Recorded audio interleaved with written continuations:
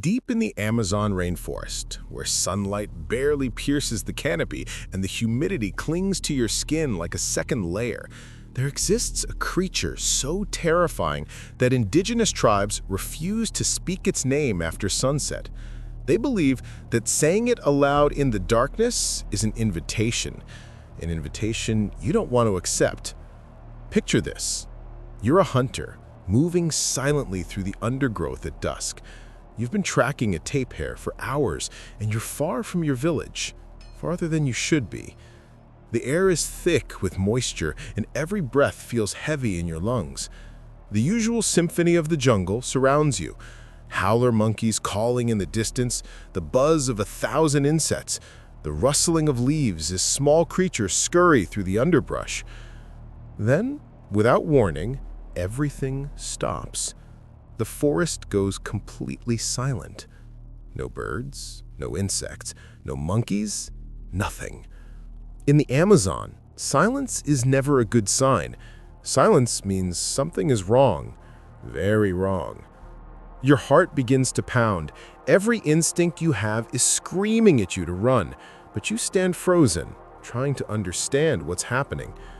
That's when you smell it.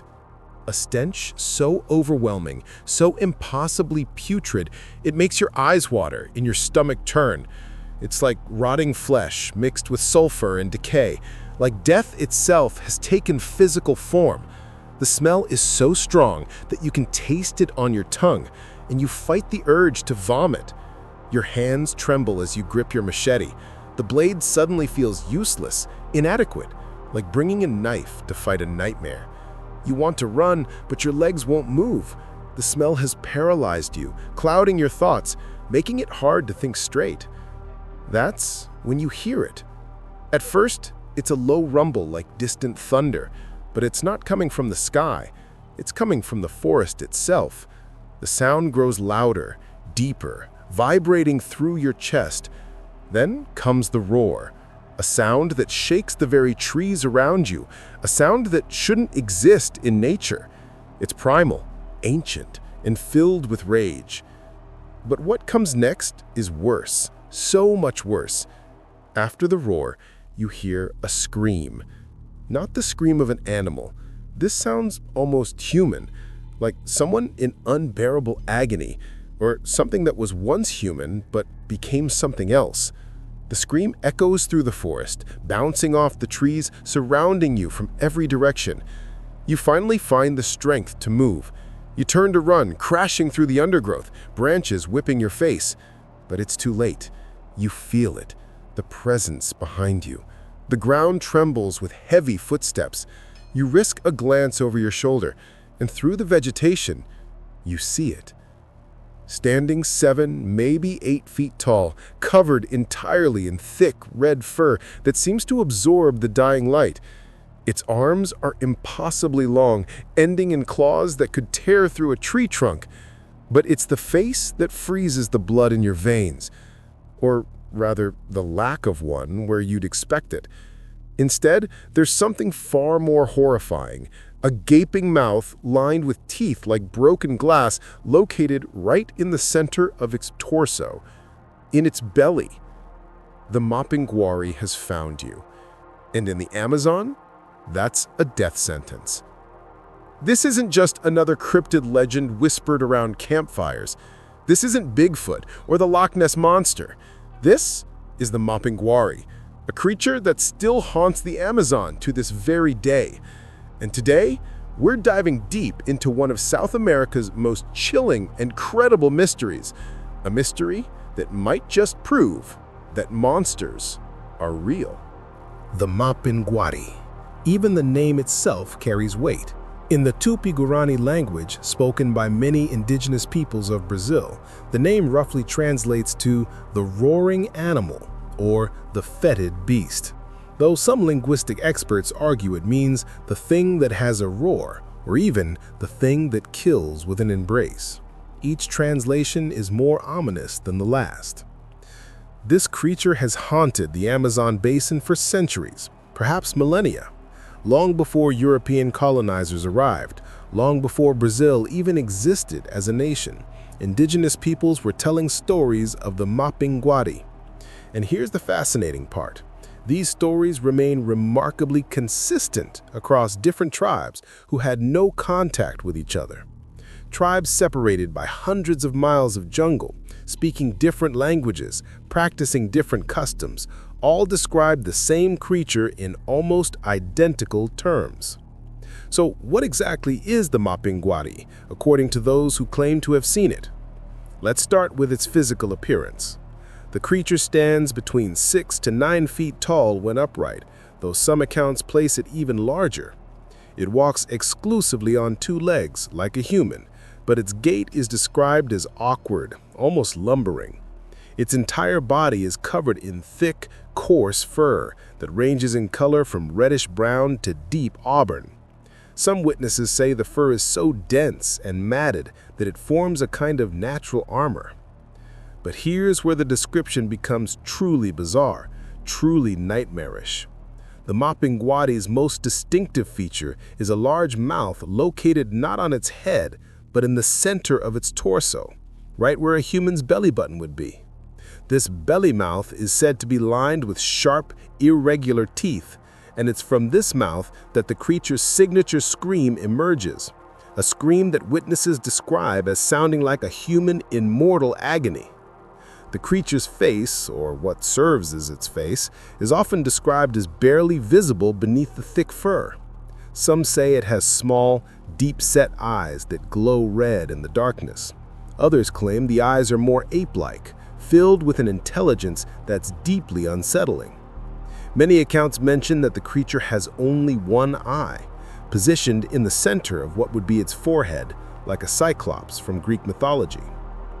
Then there are the feet. Oh, the feet. According to many indigenous accounts, the Mapinguari's feet are backward-facing. The toes point in the opposite direction of where the creature is actually moving.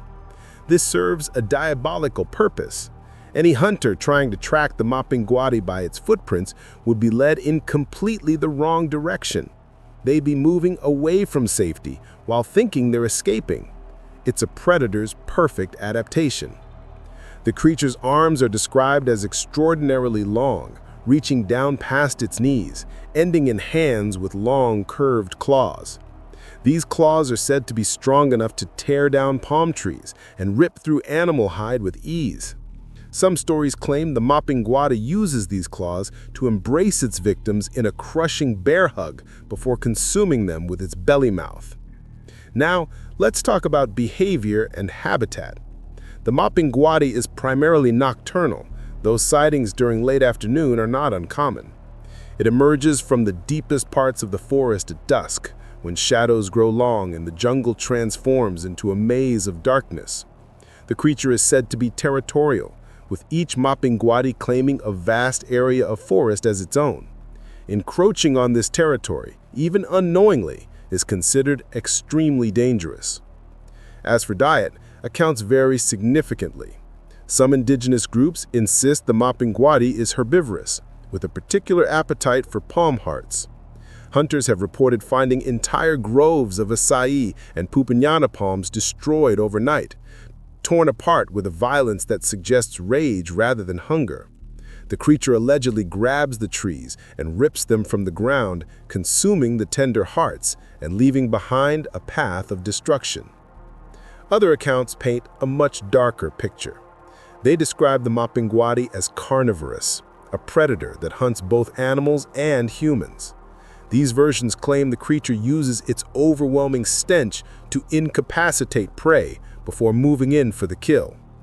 There are stories of hunters who went missing in areas where the Mapinguari had been reported, their bodies never recovered, just disappearances and silence.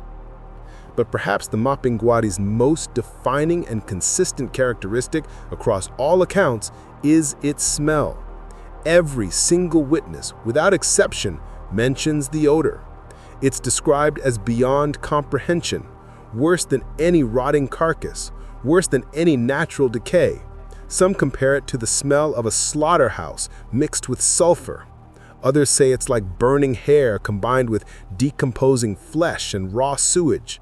The smell is so overpowering that it causes physical reactions, nausea, disorientation, temporary blindness from watering eyes, and in some cases, complete paralysis.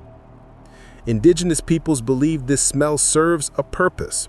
It's the Mapinguari's primary weapon. The creature doesn't need to be fast when its victims literally cannot move. They stand frozen, overwhelmed by the stench as the creature approaches. By the time your body recovers enough to run, it's already too late. Now, every legend has an origin story, and the Mapinguari is no exception. Indigenous shamans across the Amazon tell remarkably similar tales about how the creature came to be. And this origin story might be the most chilling part of the entire legend. According to tradition, the Mapinguari was once a powerful shaman, a medicine man of great renown. He was so skilled in the mystical arts that he became obsessed with the ultimate goal, immortality. He wanted to live forever, to transcend the limitations of human mortality. So, he embarked on a forbidden spiritual journey, one that other shamans warned him against. Through dark rituals and communion with spirits that should never be contacted, he discovered the secret, the way to live forever. But immortality, as it turns out, came with a terrible price. The spirits granted his wish, but they also cursed him. He was transformed into the Mapinguari, a creature neither fully human nor animal. He was given eternal life, yes, but trapped in a monstrous form, doomed to wander the forest in isolation and rage for all eternity. Some versions of this story add that the shaman can never die, and his consciousness remains intact within the beast. He's aware of what he's become, aware of the horror he inspires, but completely unable to change his fate or end his existence. He's a prisoner in his own immortal body. It's a cautionary tale about the dangers of seeking what we were never meant to have. This origin story resonates because it touches on something universal, the fear of losing our humanity, of becoming monsters through our own choices. The Mapinguari isn't just a random beast, it's a fallen human, and that makes it so much more terrifying. Now, I know what you're thinking. This all sounds like folklore, right? Just campfire stories to keep children from wandering into the jungle. But here's where the Mapinguari legend separates itself from typical cryptid tales. Here's where things get genuinely unsettling. Because people are still reporting encounters, recent encounters, credible encounters. And some witnesses are not indigenous people steeped in folklore, but outsiders, scientists, geologists, researchers with no reason to believe in such a creature. Let's start with one of the most well-documented cases. In the early 1990s, a Brazilian geologist named Domingos Parisi was working on a geological survey in Acre State in Brazil's western Amazon.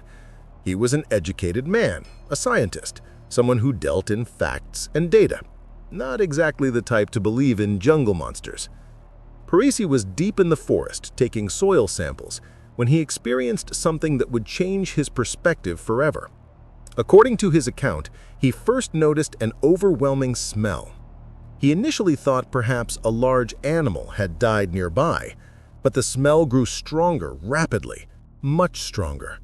Within seconds, it became so intense that he felt disoriented, struggling to maintain his balance. Then he heard movement, heavy footsteps, something large pushing through the undergrowth. When he looked up, he saw it. A massive figure, covered in reddish-brown fur, standing upright like a human but far larger. It was partially obscured by vegetation, but Parisi could make out its basic shape. The creature didn't charge or attack. It simply stood there, watching him.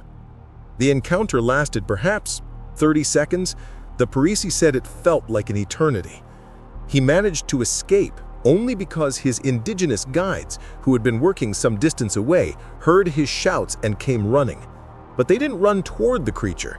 Instead, they immediately began gathering dry vegetation and setting it on fire.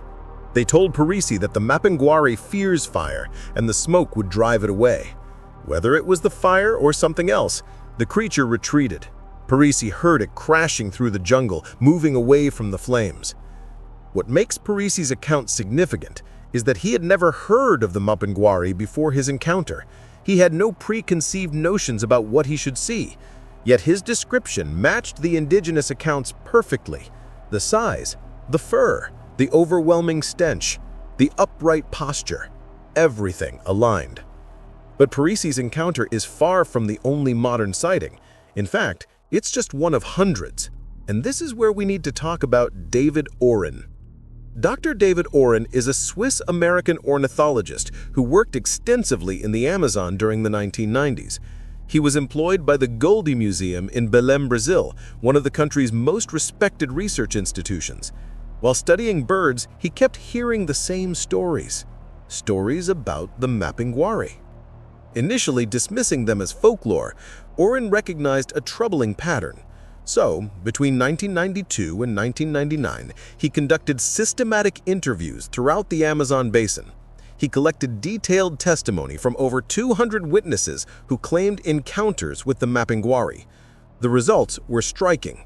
Despite minor variations, the core description remained consistent across different locations, indigenous groups, and time periods. People separated by hundreds of miles who had never met were all describing the same creature, bipedal, covered in thick fur, emitting a horrible stench, displaying aggressive behavior. Size estimates, 6 to 9 feet tall. Fur color, reddish-brown to dark auburn. One case stands out. In 1996, a rubber tapper named Mario Silva was working alone in Acre State. Late afternoon, he heard a sound like nothing I'd ever heard before.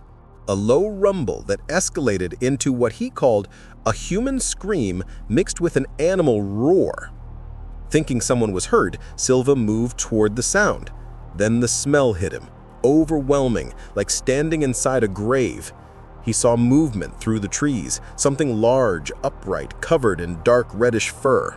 Silva ran and didn't return to that area for 6 months. He had worked in that forest for 30 years and knew every animal there. His conclusion? That was the Mapinguari. Hunters reported finding unusual footprints, large, deep impressions suggesting something heavy moving on 2 legs. Trees were torn apart with violence that didn't match any known animal in the region. Jaguars don't destroy palm trees. No primate in the Amazon reaches the size to cause such damage. In 1997, fishermen camping near the Jirua River reported something approaching their camp at night. Heavy footsteps circled their location. The smell was so intense several men vomited. They maintained a fire all night, and whatever was out there stayed at the edge of the firelight, never revealing itself. In the morning, large footprints around the camp. The creature didn't attack. It circled, observed, stayed just beyond the fire's reach. This suggests intelligence, caution, decision-making. Now, here is where Oren's research takes a fascinating turn. Instead of dismissing the Mapinguari as myth or misidentification, he proposed something radical, something that, if true, would revolutionize our understanding of South American megafauna. Dr. Oren suggested the Mapinguari might be a surviving ground sloth, specifically a descendant of Megatherium or a related genus. Before you dismiss this as pseudoscience, consider the biology. Ground sloths roamed South America until approximately 10,000 years ago, when they supposedly went extinct. The largest species could reach 12 feet tall, but smaller species existed at 6 to 7 feet, matching Mapinguari size estimates. Now, here's what makes this compelling. Ground sloths walked upright on hind legs. They had thick, coarse fur, long arms with large claws used to pull down tree branches. Their diet? Vegetation, particularly palm hearts. Everything about ground sloth biology matches herbivorous Mapinguari descriptions. The smell? Ground sloths were related to modern sloths, which host colonies of algae and bacteria in their fur. A ground sloth in the humid Amazon could develop an overwhelming odor from decomposing organic matter trapped in dense fur. Add scent glands for territory marking, and you have an unbearable stench. Modern sloths are quite pungent despite being smaller. Imagine that on a creature weighing several hundred pounds with fur inches thick. The backward feet? Ground sloths had unusual foot structures that walked on the sides of their feet, not flat. This unique gait could leave prints that seem reversed or distorted in soft ground. The obvious objection? Ground sloths supposedly went extinct 10,000 years ago. How could one survive to present day? But we've been wrong about extinction before, many times. The coelacanth fish was thought extinct 66 million years ago, found alive in 1938. The Laotian rock rat, known only from 11-million-year-old fossils, was rediscovered in 2005. A deer in Vietnam, extinct for 30 years, photographed in 2019. Science declares species extinct, and nature proves us wrong constantly. The Amazon is vast, over 2 million square miles, much never explored by modern science. New species discovered constantly. If we're finding creatures we never knew existed, if declared extinct species keep returning, could a ground sloth survive in isolated jungle pockets? Consider. The okapi, a 700-pound giraffe relative, was unknown to Western science until 1901. Mountain gorillas, not discovered until 1902. A new tapir species found in 2014. Large animals hiding in plain sight. Oren's theory gained enough traction that expeditions were organized in the late 1990s specifically to search for Mapinguari evidence. Camera traps, audio equipment, tracking technology deployed in remote sighting areas. They found nothing conclusive.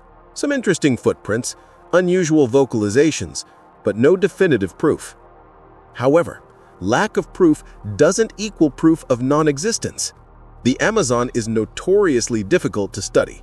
Dense vegetation makes visibility almost zero. Large predators like jaguars regularly evade detection for years. There have been disappearances, people who ventured deep and never returned. Not all attributable to the Mapinguari, obviously.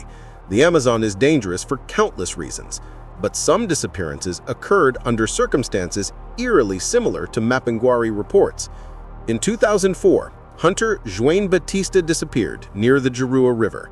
His companions found his abandoned rifle, his backpack torn apart and scattered. No body, no blood. Just one detail. Search party members reported a terrible smell in the area, something that made them dizzy and nauseated. Official cause? Animal attack, species unknown. So what's the truth behind the Mapinguari? Mistaken identity? The animals suggested don't match. Hoax? No motive across centuries of consistent reports.